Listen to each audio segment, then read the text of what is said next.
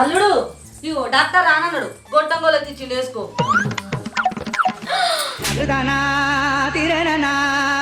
అమ్మా కూరంతేనే.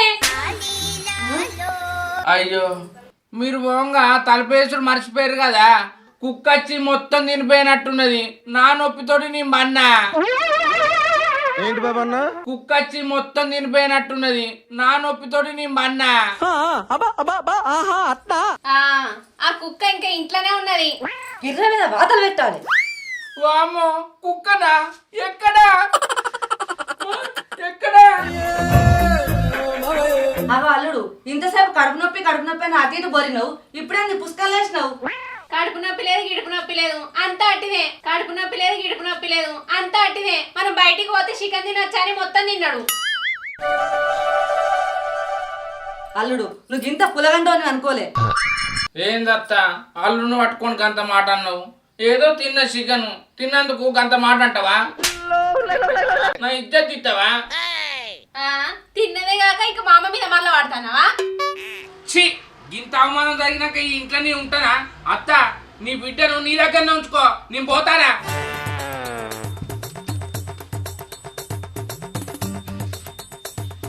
ఏ మనిషి ఏమో అట్టి కౌసు కొట్టాడే ఈ మనిషి.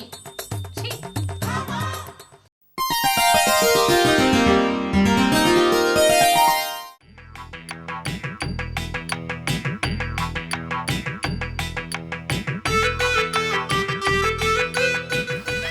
ఛీ, నీ అవ్వ మా అత్త మా ఇంటికి వస్తే మా అత్తతో అట్టిగా లొల్లి పెట్టుకున్నా. మొన్న నేను వాళ్ళ ఇంటికి పోయి గంజు నాకు అత్తి. ఇప్పుడు వారం రోజులు అవుతుంది నా పిల్లం లేక. వంట చేసుకోవాలంటే నాకు కష్టం అవుతుంది, సగం తిండి అవుతుంది. ఎట్లయినా చేసి మా అత్త కాళ్ళు పట్టుకొనైనా నా పిల్లాన్ని తీసుకొచ్చుకుంటా.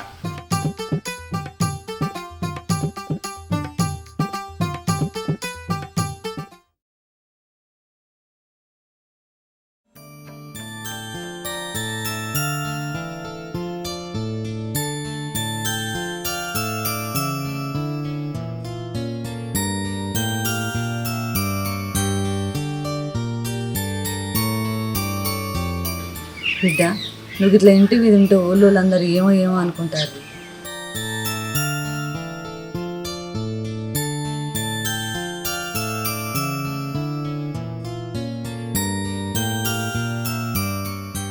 అవునమ్మా నా షోలో కూడా పడ్డది. నీకు చెప్తే బాధపడతావనే చెప్పలే. బిడ్డ నిన్ను అల్లుడి దగ్గర వడగొట్టా తప్ప. ఆయన రానిస్తాడా అమ్మా? కాళ్ళు పట్టుకునైనా సరే అల్లుని నొప్పించి నేను వడగొట్టా తప్ప.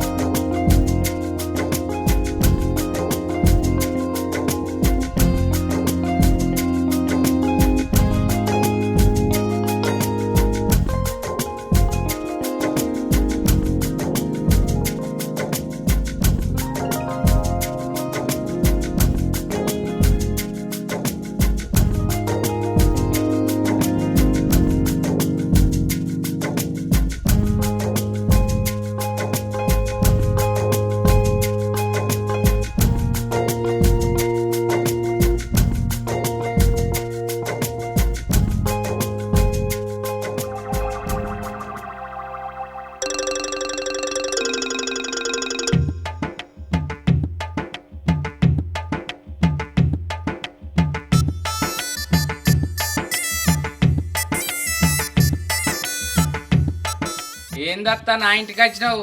జన్మల నా ఇంటికి రానన్నావు కదా. ఎన్నో అనుకుంటాం, అన్నీ పట్టించుకుంటే ఎట్లా అల్లుడు? నువ్వు లోపలికి రాయి. ఆగత్త లోపలి వాడిని బిడ్డని ఇంట్లోకి నొక్కుతాను. నీ ఇంటికి వచ్చి నేను గంజు నాకిందని నా ఇజ్జత్ తీసినావు కదా. ఇప్పుడు గవన్నీ ఎందుకు లోపలికి పోయి మాట్లాడుకుందాం పా.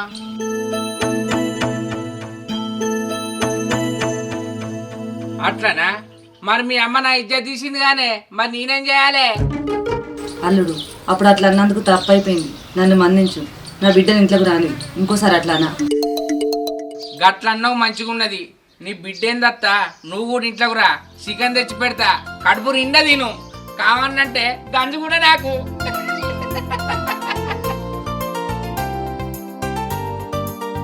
గంజు గంజు నేనే తింటా అల్లుడు. 2 ముక్కలు గింత సోరో వస్తే చాలు. రెండేందత్త, 4 ముక్కలు వేసుకో. నీ అద్దననా ఇంట్లో కూడా దారి.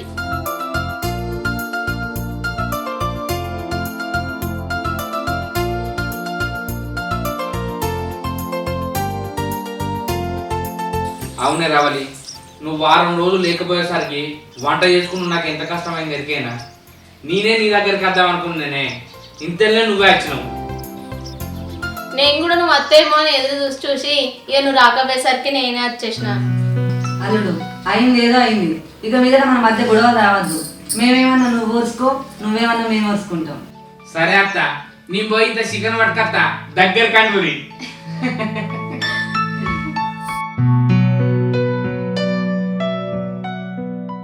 Hi friends, welcome to KP creations. మా వీడియో కనుక మీకు నచ్చినట్లయితే లైక్ చేయండి, షేర్ చేయండి, కామెంట్ చేయండి. మరి వీడియోస్ కోసం మా ఛానల్ ని సబ్స్క్రైబ్ చేయండి. అబ్బా ఇక గంట అయితే గట్టి కొట్టురి.